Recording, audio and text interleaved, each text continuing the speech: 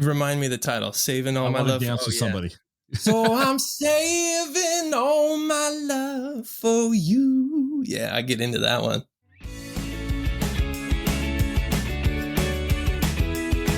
Welcome to the Exploring Washington State podcast. Here's your host, Scott Cowan. All right, so I hit the record button, Nick. I'm going to welcome you here, so hang on. But today my guest is Nick Groh. Nick is a Spokane-based musician, and why don't you take it from here and tell us a little bit about your story? Yeah, thanks, Scott. Thanks so much for having me. I'm really excited to be here.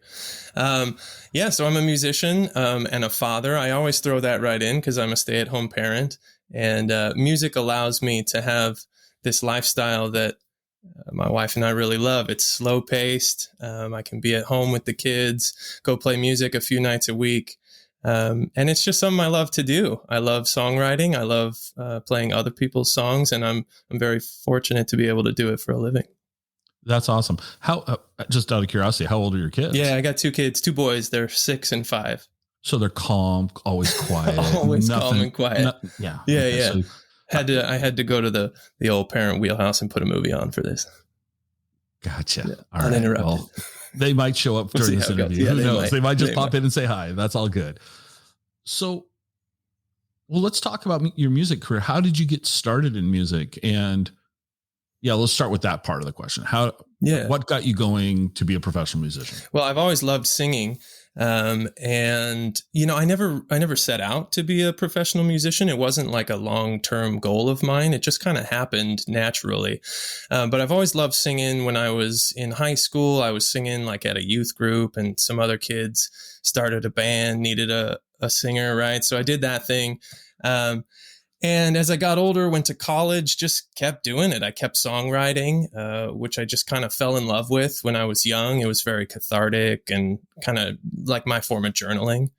And then somewhere around 2011, when my wife and I were kind of settling down here in Spokane, starting this life together, I just started playing in Spokane, and word of mouth kind of picked up some regular gig I had. And it just kind of grew from there to the point where over time, I started working part-time at my day job and then ended up quitting it. And I've been doing it full-time for about 5 years now. That's awesome. That's good for you. I always love it when people get to follow their passion. And even if it's I'm very lucky to do it. Whatever the passion is, go do it. Mm-hmm. Go absolutely do it. So I'm just going to jump to this question that we talked about before I hit the record button, because I can't wait any longer. So on your website, you kind of, somewhere on your website, you allude to a library of 600 songs. Mm-hmm. All right. It's a lot. It's a lot of songs. So I'm going to open up this Google Doc. All right.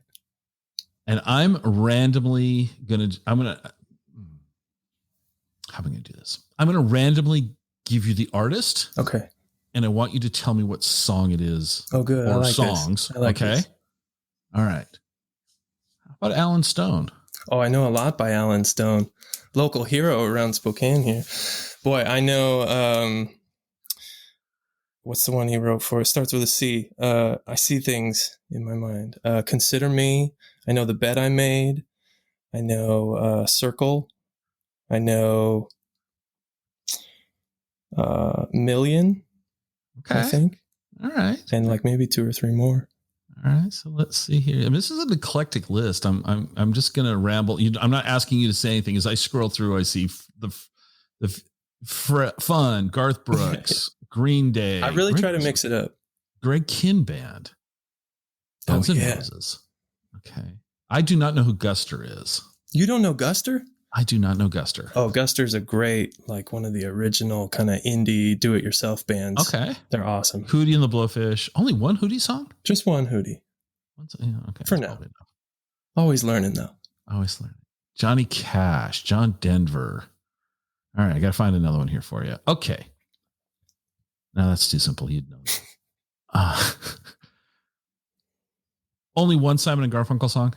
Yeah, just one for now. The Boxer. Okay. All right. That counts.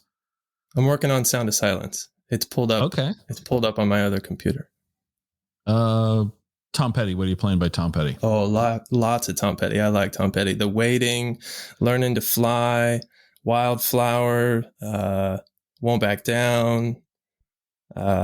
Making Some Noise. My kids love that song. And Into the Great Wide Open. I'm going to say this because it's kind of funny to me, but Whitney Houston. Oh, yeah. How do you sing Whitney? Come sing something of Whitney. Come on, just do it. Come on. Come on now. Remind me the title. Saving All My Love. Dance with somebody. So I'm saving all my love for you. Yeah, I get into that one. All right. It's a lot of fun.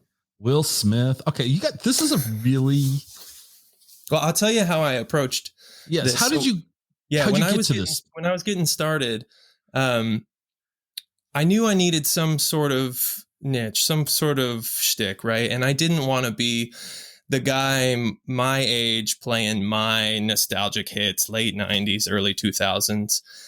There were already a couple guys in Spokane doing that, right? So I knew I needed something. And I decided early on I wanted to be the guy in Spokane who has as much or more variety than anyone else. You go see me and you are constantly going to be surprised. And also I love taking requests at live shows. And so, people will come up and I want to have something for everybody. I want to have some country hits. I want to have classic rock. I want to have these old crooners and current pop hits, run the gamut. And so early on, maybe 2012 or so, I made a goal to learn 2 songs from every calendar year going back to the 50s. So I made a big spreadsheet and I would go through the Billboard year-end charts and I would just start listening, and songs that really clicked with me, I started learning. And it took me over a year.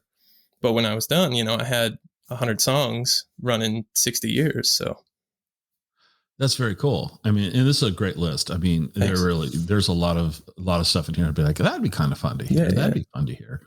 Echo and the Bunnymen. Yeah. I love that. Yeah. Okay. I mean, so this is, okay. Well, we could go down that rabbit hole way too long.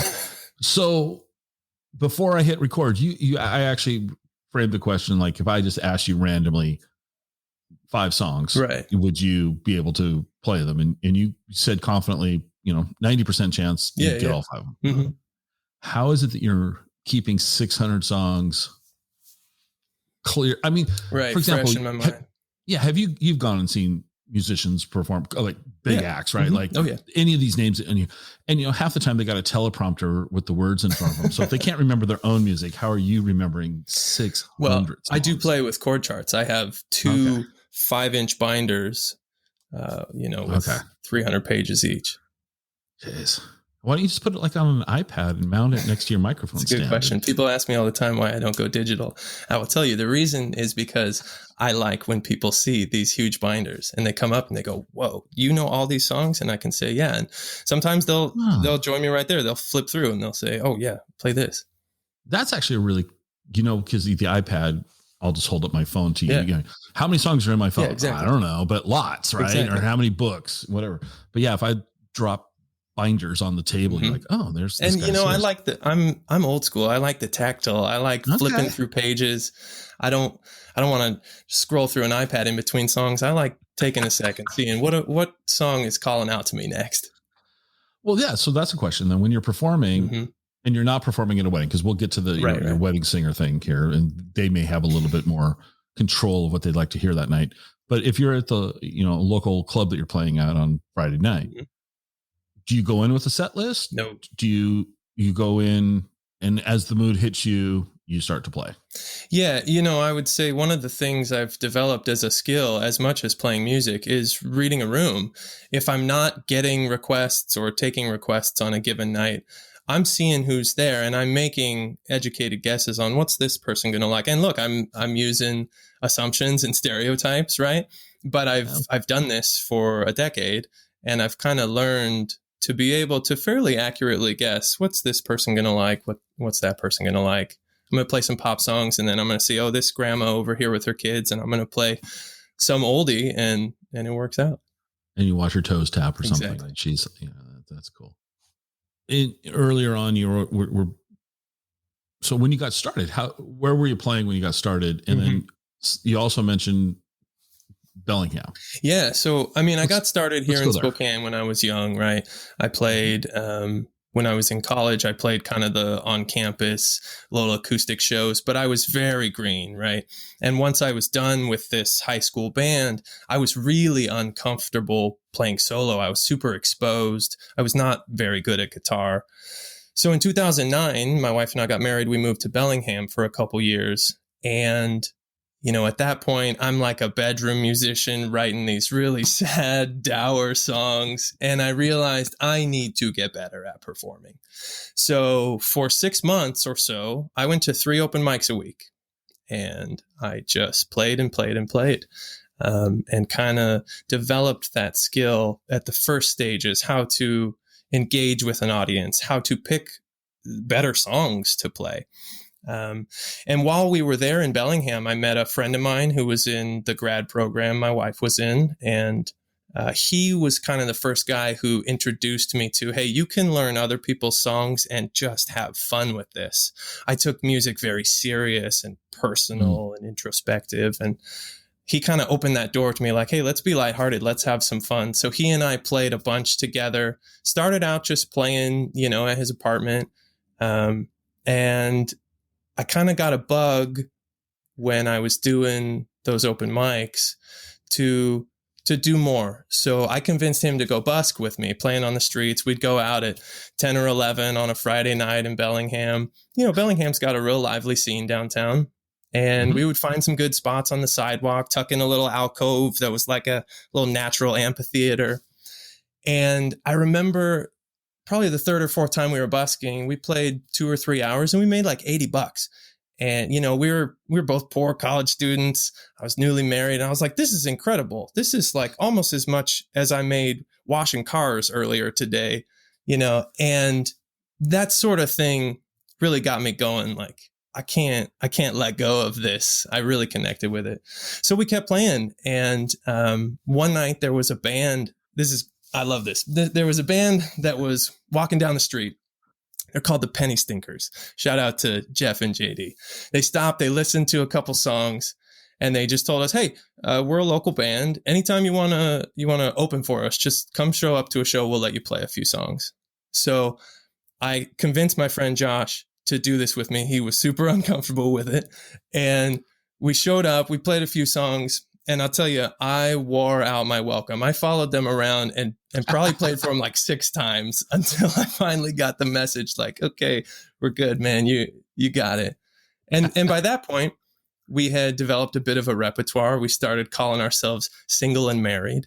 And we played around Bellingham. We would just bring friends out to a different coffee shop or a different art gallery or wine bar. And that was really my start when I got going in earnest, performing in front of people, playing cover songs. So were you ever playing any originals there too, or did you just do covers at that time? At that time I was pretty much just doing covers. So when did you start working your original material in? When I got back to Spokane, I started playing more here, and it just kind of worked in gradually. I'll be honest, I still don't play a ton of originals at my live shows. I feel in a lot of ways like the right venue for my music is recorded. I think sometimes I second guess whether or not my music is a good fit for in a bar or at a restaurant, but I do play them sometimes. But honestly, I think a lot of the reason I didn't play them at first is because my songs weren't that good. I had to get better, Okay. Well, so when you came back to Spokane, was it easy to start finding gigs in Spokane? I guess this a few years ago. So how was the music scene in Spokane back then? Yeah, back then. Also, how is it nowadays? It's great now. It's fantastic now. So back then, 2011, I would say it was okay. It was pretty light. An uncle of mine who is also a gigging musician was in Spokane at the time. He was running an open mic. And so I went to this open mic for a few weeks, played, met the manager. I remember the manager asked me after a few times there, he's like, hey, do you want to play a night? Can you play 3 hours? And I was like, yeah, sure. And then I went home and had to like practice every single song I knew. I've only got an hour's music to fill 3 hours. But I did that, and I played at this bar. It's called Left Bank Wine Bar. It was a cool little bar. They had music every weekend. And at that time, they were one of the only spots in Spokane I knew of that wasn't a music venue, right? They were just a wine bar that was doing music 2 nights a week, every week. So I played there for a few months. And after, I don't know, 4 or 5 months, the owner, who was trying to sell the bar at the time, asked me if I wanted to play every week. So he wanted me to play on Wednesdays. I said, well, I can't do Wednesdays. I have a commitment. So can we do Thursdays? And I think since he was trying to sell the bar, he just didn't care. He's like, great, let's do Thursdays. So I played there every Thursday for like a year and a half. And that was really the springboard for my career. I owe everything to that weekly gig at Left Bank. Everything grew word of mouth from there. So now though, it's been really fun to see the music scene grow more and more in Spokane. And I will admit, a lot of my perspective on the music scene is less on the music venues like Lucky You Lounge or, the Red Room or the bigger ones, of course, like the Bing and whatnot. And it's more on the breweries, the wine bars, the restaurants, because that's my circuit. That's where I do my thing. And there are just so many places that host live music now. It's incredible. Spokane's a great city for local music, for someone like me doing what I do. And when I started, I knew like all the people doing what I do. And now I cannot even keep up with, there are so many musicians. It's really great. The industry's thriving, and it makes me so happy to see how much music there is. So one question I always like to ask artists is a 2-part question. In your music career, where's the place that you played at that was the coolest place for you to play at? Like, what was the venue you're like, oh, this place is amazing to play at? And the flip side to that question is, do you go see live music?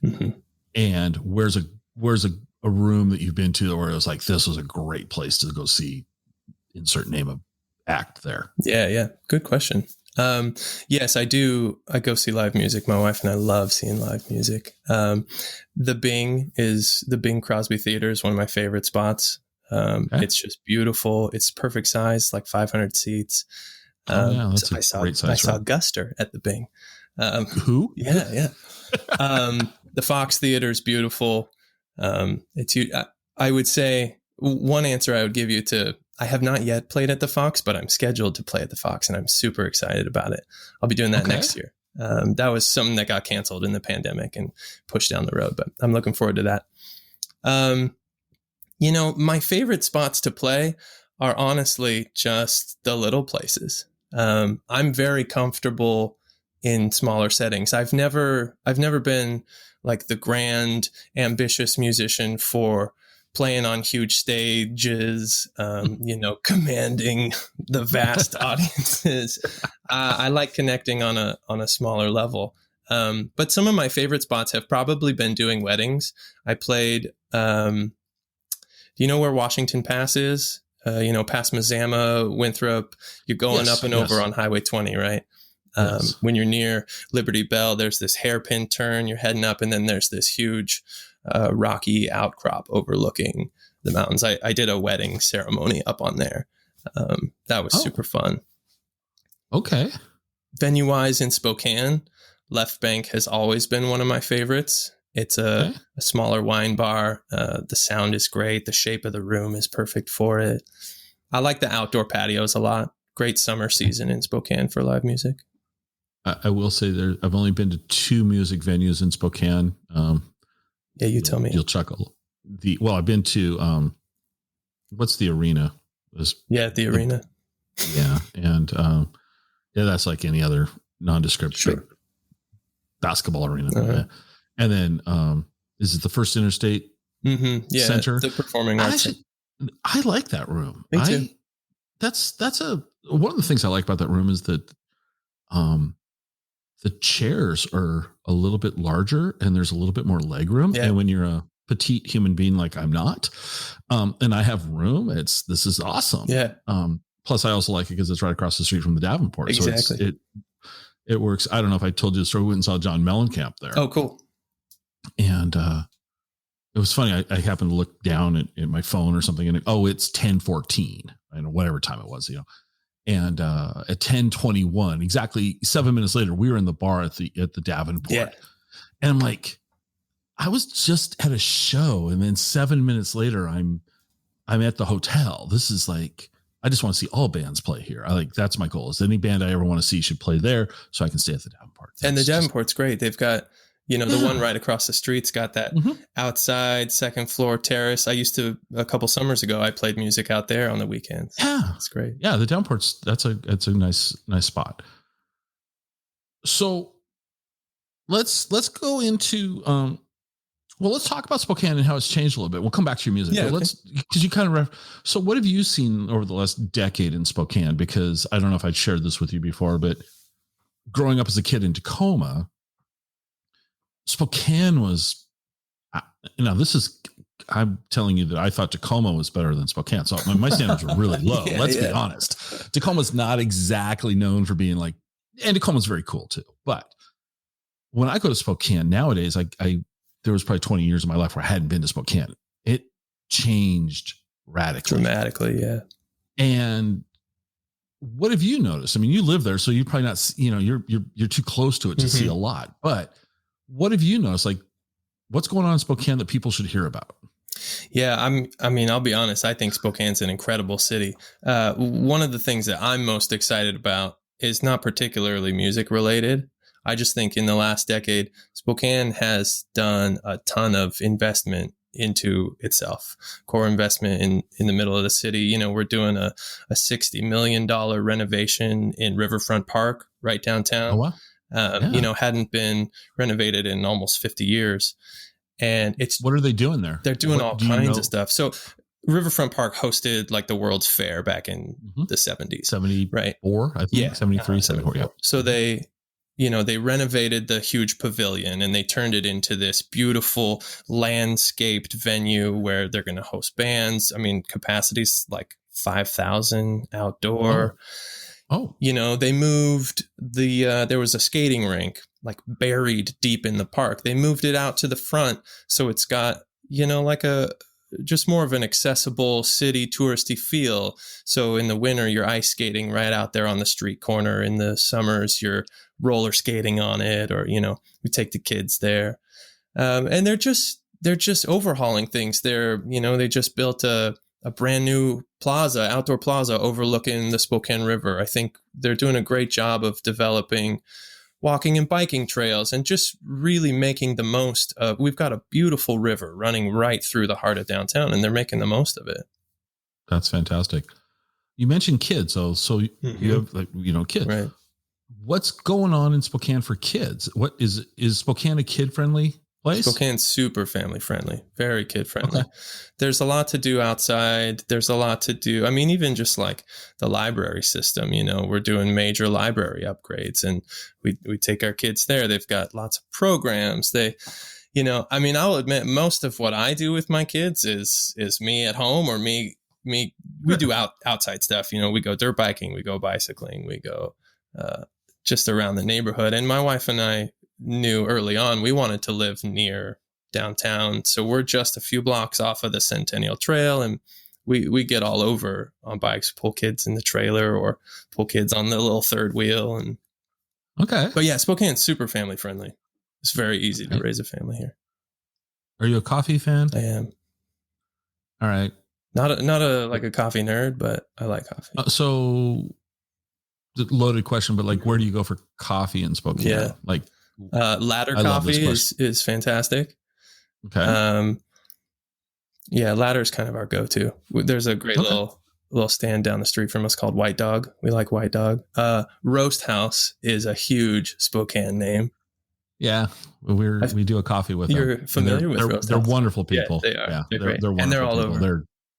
They're just super cool. And I geeked out when I walked into the First Avenue coffee shop for the first time and just looked at all that gear. And I was just like, oh my God. And they do so much community engagement. I see them doing stuff all over. Yeah, they're great. Do they ever have live music at First Avenue Coffee? Not that I know of.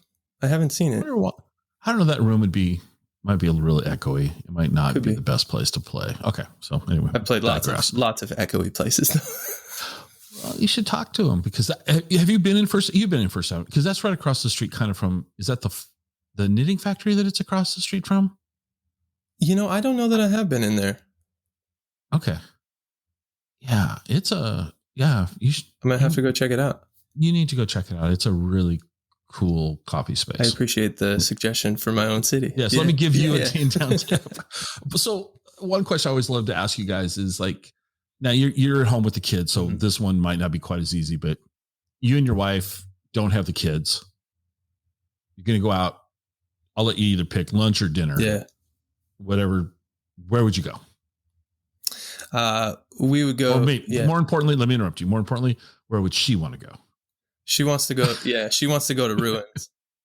Ruins. I've not heard of that. Tony Brown, what is that? Local chef. He's got a couple different spots. But he's great. He's fantastic. Ruins is this little diner, just north of downtown on Monroe. Probably seats 30 people.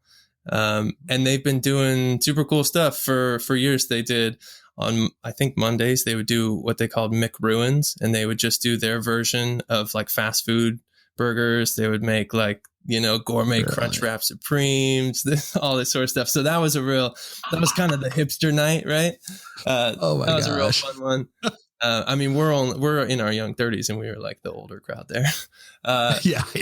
But they would do pho one night a week. I remember we went there, one of the first times we went there, and just had like a roasted beet risotto that I just loved. It was so good. It's just a great little spot. That's where she wants to go. That's for sure. How about breakfast? Breakfast. Okay, got any good breakfast places? Yeah, it's got a lot of good. See, I always ask these questions so that I know next time I go to the town, like where to go check out. So it's got helping me. Good brunch spots. Luna's great for brunch. I mean, classic breakfast. I'll tell you, my kids are all about Frank Steiner on the train. Right? Oh yeah, little train car. I could hold off on another Frank's visit. We give the kids what they want for breakfast. Satellite Diner is cool downtown. Okay. Clover, actually, Clover just closed, so I won't plug that one. They had a great brunch. Okay. Any good pizza places? Yeah, there's good pizza. Versalia in Kendall Yards is good. They used to be known as Verace. Obviously, David's Pizza is kind of a Spokane classic. Not aware of. Yeah, David's is cool. Like real thin crust, big slices, right? And Benedito's is a Spokane classic for sure. And then, of course, I would have to mention Flying Goat and Republic Pie. Those two, same owners. Flying Goat is the one. They're kind of in our neighborhood, and people love Flying Goat. Flying Goat. I love the name. The reason I'm asking you all these more than my normal questions is because Kenzie is coming over for a visit, and for 2 of the days that she's here, we're going to be in Spokane. Oh, great! If you want pizza, definitely go to Flying Goat. Yeah, and have to I had new places to try out, so this is awesome. All right, let's talk about. So you sent me some. You gave me a framework to work from, and this is not what I normally do. Normally, it's like kind of like a Grateful Dead show. It just kind of this is meandering around anyway. But I got things to circle back to. Talk about this 1,000-mile bike tour. What? Yeah, let's talk about that. So that's just a few miles. Just a few. Saddle. This was a few years back. My wife and I, we both love biking, right? My wife, we share a car. My wife commutes to work on a bike, and we decided we wanted to do a bike tour. So we put together like a 3-week 1,000-mile tour around Washington. I thought it'd be fun to talk about because it's the Explore Washington State podcast. I'm looking at you like you're crazy, but that's okay. So we looped from Spokane. We went down to Walla Walla. We spent 3 days biking along the Columbia on Highway 14. We camped some. It was a totally self-sustained tour. So we packed all our gear. We spent some nights with like friends of friends.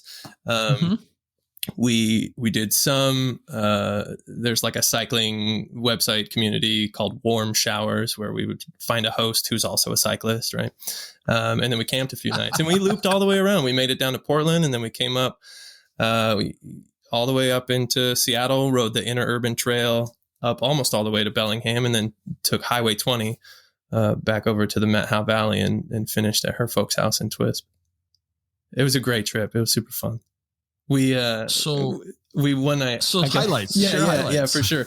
One night we were down near Walla Walla in Pomeroy. You know where Pomeroy is? Mm-hmm. Yeah, so I do.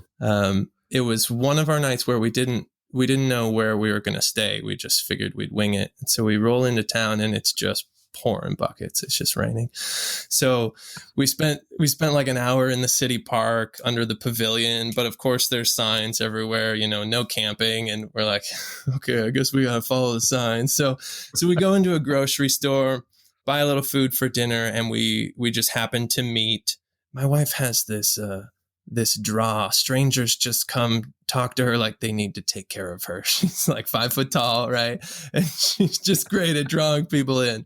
So we started chatting with this woman who was the fire chief's wife. And so she's like, oh, just go down to the station. You can shower there. So we go down to the fire station in Pomeroy. We get all cleaned up. And we ended up like texting a friend who put a social media message out, and like an old acquaintance from college called his parents who live in Pomeroy, and like dad came out, picked us up in his truck and brought us home. We stayed with them. So that's the kind of stuff that just, it happens when you're on like an unscripted adventure. It's great. I'll tell you what I love about cycling is the pace. It's a perfect pace, not just being on a bike, but also being on a bike. It's a great pace to see the world. You're going fast enough to make progress, but not so fast that you're missing things. But it just kind of, it puts you into this sort of even-keeled state where things are just kind of moving right along. And it's great for connection. It's great to challenge yourself. We just love it.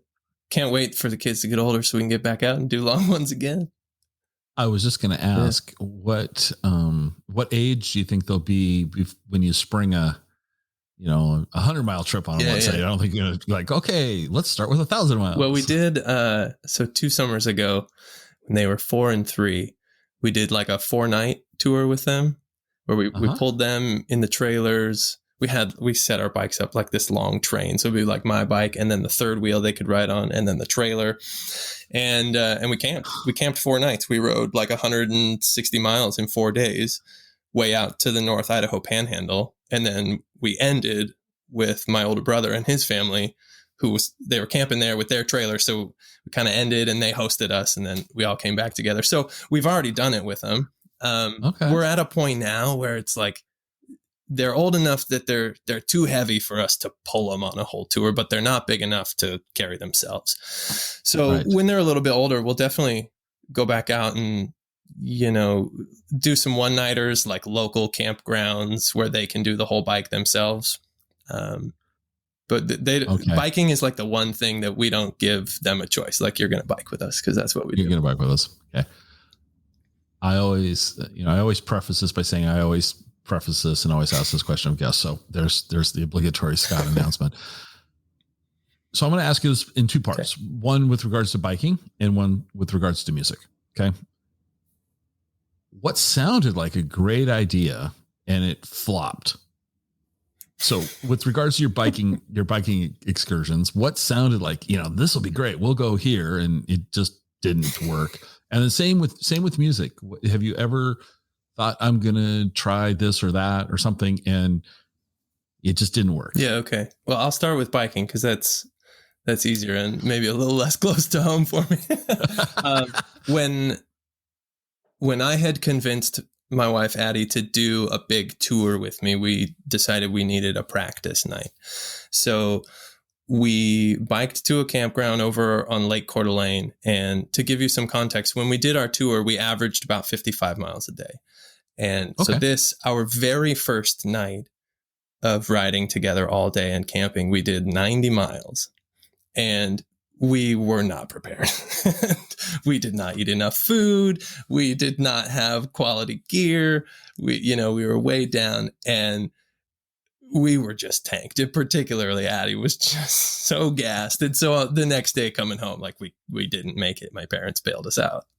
Your parents bailed you out. Okay. And then of course they're ready to send us off on 1,000 miles. But what did you learn? See, here's the thing. You learned, and some takeaways I got from that is eat more. Don't do 90 miles in a day, eat more, and have better gear. Yeah. Okay. Because if you would have not learned those lessons, I don't think we'd be talking about your 1,000-mile bike trip. Okay. So now let's come back to music. Yeah. Let's put it this way. Was there ever a song you thought, oh, I want to play this and everyone will like this if I go and I'll learn this? All the time. And you pull. Okay. All the time. Well, okay. So share with me what's been a couple of those ones you think I should, this will be great. And the audience just looks at you like, what are you doing? I don't know. I learned for a long time, I was very, very reticent to learn current pop hits because I feel like I'm always a little bit late when I learn it. Once I've learned, it's really a big hit. And then so many, it's really hard to tell in real time what pop hits are going to have any staying power. And so then it's played out really quickly. And if I'm not really on with that, I learned a song. I forget the artist. It was called Boys Chase Girls. This might have been like 8 years ago or something. It was like a Sarah Bareilles sort of artist. And I played it. I think I played it once. And it was like, this was a terrible choice. But see, we can laugh, right? Yeah. But I always think when you talk about these things and you always learn something from it, right? So one of the things for me though, my wife kind of calls it one of my superpowers with music is it doesn't matter to me. I can, like you said, I learn from it, but I can play a song that bombs and I just don't care. Like in the sense that it doesn't affect me on a level where I'm like, oh no, I shouldn't be doing this anymore. Like I can play and people don't clap and it doesn't matter. I just learn and make it better.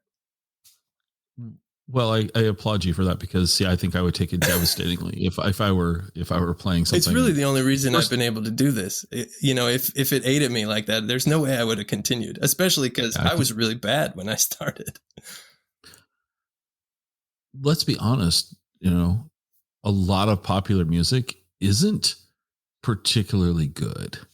It's not, there's people out there that are famous and well known. And if you listen to what they're doing, you're like, how did this happen? I mean, I get what you're saying. How did, and I don't want to, I'm not going to name any names because we all have our opinion about people, but you like, insert, so-and-so and like, how did, what? How did this happen? Really? Yeah. That, not this. How come, okay. Well, how do you, so every episode right now is all about COVID because we're, as a musician, what have you done during this forced time off? And it's hard to sing with a mask on. It is. I did it once and sanitizer doesn't probably play well on the strings. It's been a super weird year. So like the 4 years leading up to the pandemic, I was just all about like, this is my day job, treating it like that. I was doing over 100 shows a year.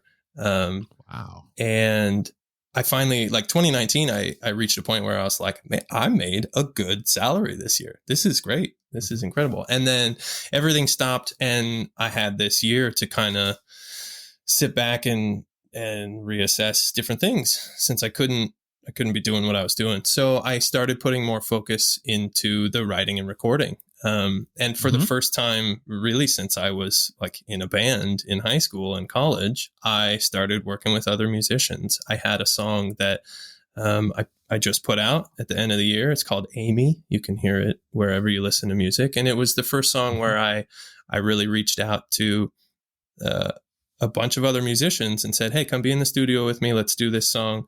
So it's a really big song. For me, it was very ambitious. I've got I've got sax and trumpet and keys and a bass player, lead guitarist, backup vocalist. It was a big endeavor for me for that, so there's that. And then just collaborating with other people in Spokane. I met a local performer and producer who's got a studio in his home. I put out a single with him last year. We're working on another one right now.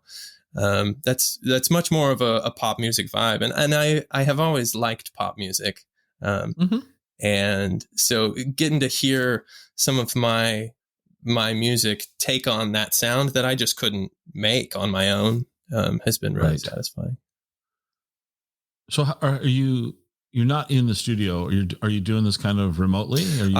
Yeah, I would go. I've been going to his house. You've been going to his house. We've been working together. So I bounce around, and I'm on your Facebook page now. I do videos. I do cover videos. Yeah, and I'm glad I didn't say what I was going to say because it'll give it away. But no, it'll be pretty because I was going to make fun of Justin Bieber because it's like I just don't get it. Yeah. All right, and here you are with Justin Bieber's "Hold On." So I'm like, okay, but Justin, let's give the kid credit. He's commercially, it's hard to knock. It's true. His success, right?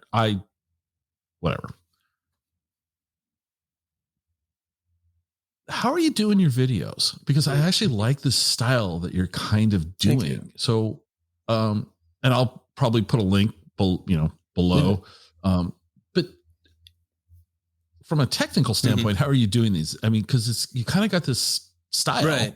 Yeah, I kind of fell into this style. How'd you come up with it? I love layering. So just and look, I'm an acoustic musician. I'm not a beat producer. I don't even play electric guitar. But I like acoustic music and I like layering the acoustic guitar in this sort of acoustic pop kind of way. And so I build out a song. I use GarageBand, and I use Final Cut for video editing. And so I'll just kind of build it out and lay out a map of how I want the video to look. This most recent one, the Justin Bieber mashup, I didn't really do that. I was winging it. And I spent a morning at home, like my 5-year-old's in the background in a bunch of the frames. And you can just see him like clapping or like grabbing his harmonica. And yeah, the style for me is just fun. I just want it to be fun. And that really started during the pandemic. Is like music for me, like I mentioned earlier, had for a long time been really kind of cathartic and introspective. And I had reached a point where now I just need music to make me happier. I need it to be fun and playful. And so I started doing these videos, and it's been a real joy. How long does it take you to put the video, the video component of it together? How long is that? You didn't know this was coming. Yeah. So anyway, no, it depends on the video. I'm just curious from a technical standpoint. Yeah. Like the most recent one, I spent probably 4 hours filming and maybe 5 hours editing. Okay. So you can knock one out in a day, a full day of work. Yeah. If I ignore the kids all day, I can do it in one day. Right. Yeah. If you were a terrible parent, which you're not. But you said something earlier, and I'd like to go back to this. You said you played 100 shows approximately in 2019, and you treated it as a full-time job. How much time do you spend practicing? That's a good question. Because when I was gigging that much, I don't really practice at all. My practicing is when I learn new songs, but I'm playing I'm playing at least 10 hours a week live. So all the songs are super fresh. I had to do a lot of practicing to stay fresh during the shutdown. But yeah, I mean, my practicing is generally learning new songs. It's just kind of how it's always been for me. And do you run them by the kids? Do you get the feedback from the kids? I do. Like, Dad's got this one? I do. Addie's feedback is maybe a little more valuable to me, but the kids have a good time with it. But pretty soon their feedback is going to be really cutting edge because they'll be listening to stuff and you're like, well, where'd you hear that at? You're like, that's right. So you'd agree to play a song. So I'm going to ask you to do that at the very end here. But before we go there, you mentioned ending your bike trip in Twisp. And before we hit record, we were talking about Twisp, but not that people can see you, but your shirt and your hat. Yeah. Talk about those because they're kind of cool. Yeah. So there's a shop in Twisp you got to go check out. It's called Print Made Apparel. They also have a storefront in Winthrop, which, Winthrop, if you're not familiar, is a bit of the more touristy town. It's called Pine Tooth Press. Okay. Pine Tooth is like their more retail apparel line. But yeah, so I've been outfitted with a bunch of stuff from Print Made Apparel and Pine Tooth Press. A friend of mine from college, from Twisp, he and his wife own the business, and they were doing great. So they do like branding and design for local businesses. They'll put out their merch, hats and shirts and stuff. And it's a great style for me. I have like 30 shirts from them. I really do. It's like it's a bit of an obsession from them. Okay, I didn't know that we were gonna. Okay, wow. You can therapy, yeah, maybe. Yeah, absolutely. Maybe. Do you guys go up to Twisp much? Not as much as we would like to, but yeah, we do. We generally go visit.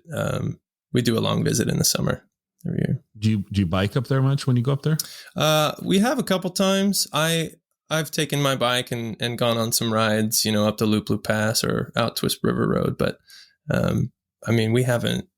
we haven't really gone and stayed there since last year. So you took a bike over Loop? I one morning biked up to the top of Loop and back down to Twisp. But we biked on our tour. We biked up and over Highway 20, the Cascades. I didn't think about that. It was great. I didn't think about that when you said that. Yeah, but I'm kind of a downhill biker. I'm okay if it's downhill. It's the uphill that always killed me. So that's just interesting. So how was the North Cascades on a bike? Oh, it was amazing. Yeah. How long did you take to get, say, from Cedar Woolley to Twisp? So Cedar Woolley. So one day was Cedar Woolley to Colonial Campground, which is there on, I forget the name of the lake, maybe like Devil's Lake or something. Diablo. Yeah, that's right. Thank you. Yeah. So we were both correct. What's that? Devil's Lake. Yeah, exactly. So we camped there, and then the second day was up and over, and it was like 4.5 hours of climbing straight, and then all of it downhill in like 30 minutes. All right. So before you said for practice, you and your wife did this 90-mile ride to, okay, and she was gassed. Did you guys train for the hills on this thing? No. And you're still married. We're still married. It's better than ever. We're better than ever. How on earth? I mean, do you guys cycle a lot? Did you cycle a lot before? Because that's a lot of work. Yeah. So I mean, I was commuting on a bike then. I actually, this is just an aside, but I had like a 2-month stretch where I was trying to bike to gigs, and I would like load up my gear in a trailer just because I wanted to bike. So I was biking at the time. So I was in good biking shape, and my wife loves running. So at the very least, her cardio is good. But it's slow going. You go like 10 miles an hour and you got some gear, and it's just, there's no rush. Well, yeah, I was going to say, cause it's not just you on a bike, it's you and your gear on a bike. So you're carrying a lot. Okay. So did this give you any musical inspiration, this trip? Did this, like, any songwriting come out of it? Yeah, I got a song, maybe 2 out of it. And just the pleasure of it, singing the whole time. My wife and I are the same. We're just, wherever we go all the time, we're just singing out loud a little bit, making stuff up, singing the wrong words to songs, doesn't matter. Perfect.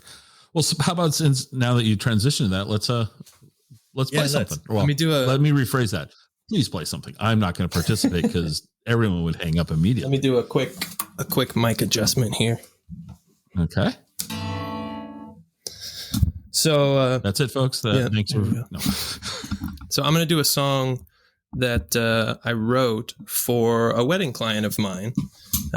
This is something that, if I was going to give myself one little plug, this would be it. That I love doing weddings of all kinds, and this is the fourth song that I've written for a couple for like their first dance.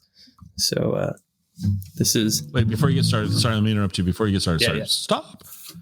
What how does one, that seems a little odd to me that you would be writing songs for people for their first dance. Yeah. How did that come about? Do they come to you and say, hey, we're looking for something? Or do you know these folks real well? Or, I mean, is there stories this most there? recent one? No, they're just, I was set up as a vendor at a bridal convention, and they saw me, and I had on some of my signage that I've written custom songs, and they asked me to play one there. So I played one, and they're like, yeah, we love it. Write one for us.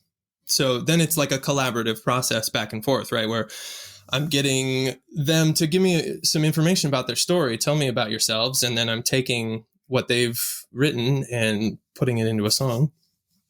My first ones were for people I knew. I did one for a friend. I did one for my wife's brother. I wrote one for ours. Okay. Well, that makes sense. Okay. Well, please, I'll be quiet. All right. So this is called Arizona, which I understand is the wrong state, but they're from Arizona, so it's there. We'll let it slide.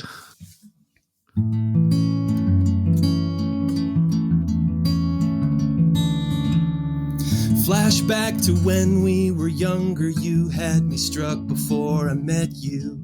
I felt nervous first time we kissed, so you took a hold of me. Girl, you're an angel. I know our love will age well. I still see you with an aura. We found love in Arizona.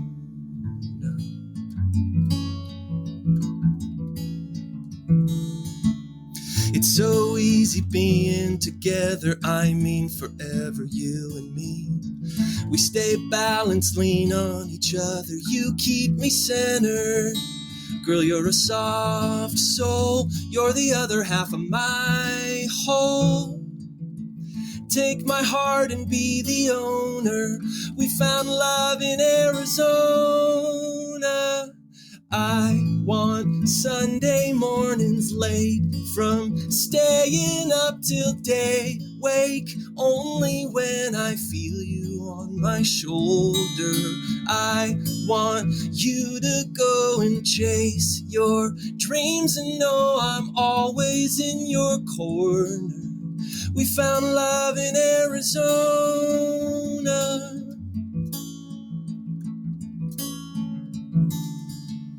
I snap back to right here before me. You seem to know what I've been thinking.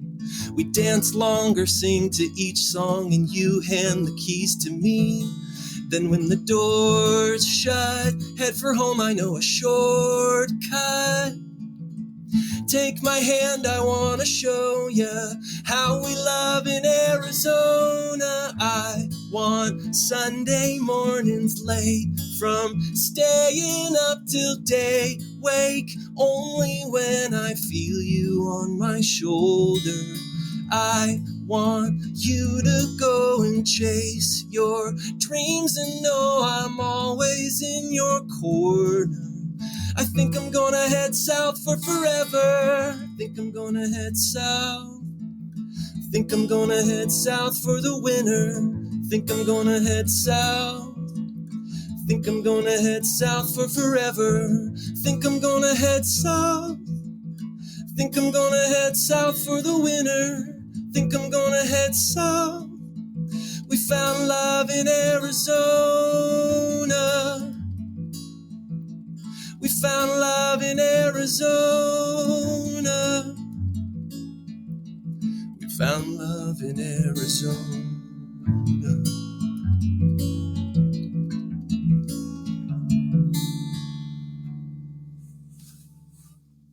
Very nice. Very nice. I'm going to don't put it away. Don't put it away. Yeah, okay. No, this is going to be a test. We're going to have to be careful here. I'm going to pick a band and a song, and I just want you to start it. You're not going to ask you to play the whole thing because I don't know if we can actually do that. But we're going to pick a Washington band.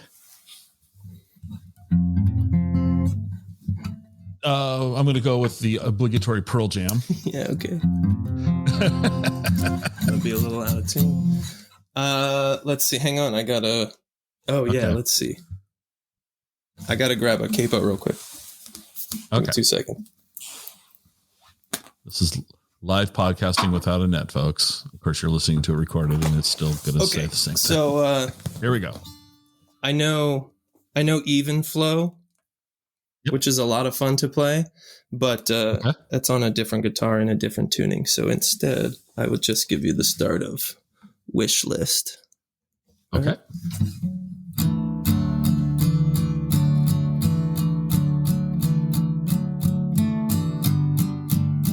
You recognize it, yeah?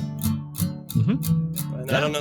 I wish I was a neutron bomb. For once I could go off. Is that right? Yeah, it's approximately right. I can't remember the lyrics either, to be fair. Thanks for being a good sport. I appreciate that. So we're going to wrap this up. I'd want you to kind of tell everyone where they can find you, but also let's expand a little bit on the wedding thing, because that is kind of something you do seem to be really into. Yeah. I mean, you can find me online at nickgrowmusic.com.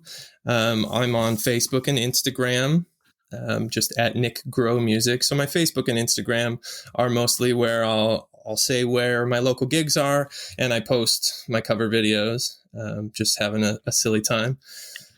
You're not doing them on TikTok? No TikTok. I can't keep up, guys. And I hear TikTok's short, right? I need a little bit more. I need 2 or 3 minutes. Okay. And yeah, if you're looking for live music for a wedding, I love doing weddings. I love everything about them. Everybody's happy. People love each other, except for, the family members who don't want something. No, I love doing weddings. I've done huge weddings. I've done cocktail hour for big multi-hundred weddings at the big resorts. I've done little backyard weddings. I have a weddings page on my website, and I have some packages up there. I do ceremonies, I do cocktail hours, I do receptions, whatever you want. I always offer songs for me to learn for you. If you want a live music for your first dance or something like that. So 2 questions out of that. One, about how many weddings have you performed? At this point, I've done probably 30, 40. Yeah. Okay. And what is the strangest request of a song that they asked you to learn? Oh, good question. I learned a Nitty Gritty Dirt Band song that I was not at all familiar with. I forget the name of it. It had... It was like, I played a wedding for the money, and I wish that I could tell the bride and groom what I think of marriage and what they're in store for after their honeymoon. Like, perfect. Yeah. Perfect. Well, Nick, thank you so much for making this happen. This has been a lot of fun. Thank you for having me. It's been a pleasure. I'm looking forward to following along, because your videos are fun to watch, and I'll be checking that out. I just realized you do Christmas songs. Yeah, I did like a 12 days. Alvin and the Chipmunks. Come on. Those are good. You're not doing the voices, are you? I'll leave that to the kids. There we go. All right. Well, thank you. Got anything else you want to share? Come to Spokane. If you're not in Spokane, it's a great city, great food, great drink. We've got so many breweries, great live music. It's a good place to be. Thanks, guys. Thanks.